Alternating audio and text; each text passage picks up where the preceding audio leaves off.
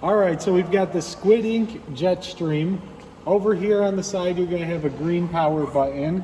So to turn this on, after it's plugged in, I simply flip the switch, go back to the screen, we're booting up.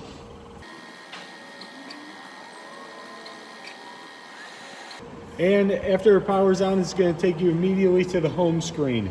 To kind of go over the home screen real quick, you're gonna see that we have a message displayed. This is a message that's loaded up. Here's the file name, we called it Pharma. This is the message that would print if we were to start up the printer and go from there. Couple of other things. Right here is my edit message or create message.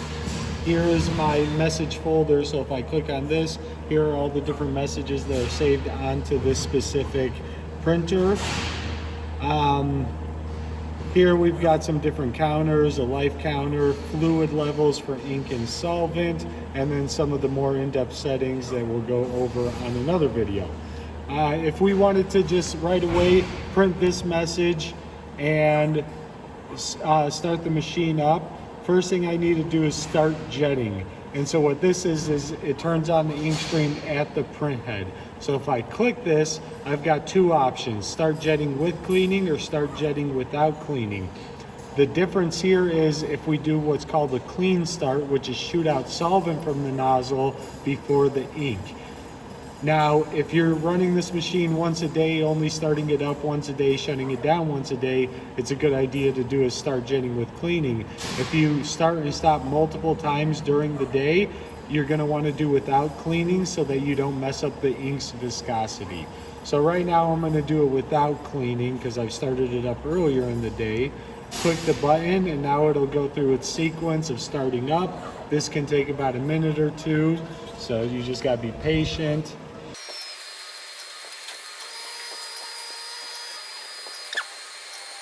All right, so looks like we're started up. Everything is good. The printer's happy. Right here, I've got an ink drop.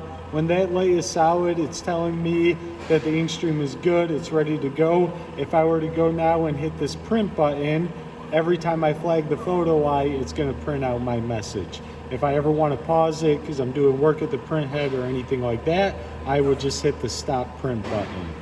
So now, we're going to get into creating a message or editing a message. So if I hit my ABC icon, this is the message I currently have pulled up, and I want to start a message from scratch so I can show you everything. So right here, I've got a blank piece of paper with a plus sign. I'm going to click that, and here is my new message. First thing you need to determine is how many lines of print do you want to do? Do you want to do 3 lines like this one or do you want to do 2 lines of bigger font or smaller font, whatnot? That's something that we need to decide. All right, if I click on the rastered big A and little a, it gives me the font size 7x5. So that tells me that my individual characters are 7 dots tall by 5 dots wide. It's got a C being 3 for 3 line. So if I drop down the menu, here I've got a bunch of different options for what I would like. And so if I wanted to do a 2-line print, which is pretty common in the industry, I would hit 7x5B, hit OK, and now I'm limited to 2 lines of print. So now if I want to add just a regular text field that doesn't change, I hit this big A and little a, and I can create a fixed text field. So once I'm done, I hit OK, I do not hit enter, and there's my text field. Now I can drag it and drop it wherever I want, or I can use this arrow over here to move it one raster at a time. So again, fixed text field doesn't change, stays the same. Other things that we can add in here are dates and times. So if I click on the clock here, here's my date format. I've got a bunch of different options. If I wanted to do a Julian date, day, month, day, year, whatever you guys need. Day offset, that's for my expiration date. So if I want this to be offset by a year, I would simply add in 365, enter, and now my date appears offset 1 year from today. Other things that we can add in here is a counter. If I wanted to do the counter, here it starts at 0, stops at 9,999. Current right now is going to be 0. If I was starting mid-production run, I could change that to like 50 and go from there. We're stepping up by 1 digit each time, and so on, counting up.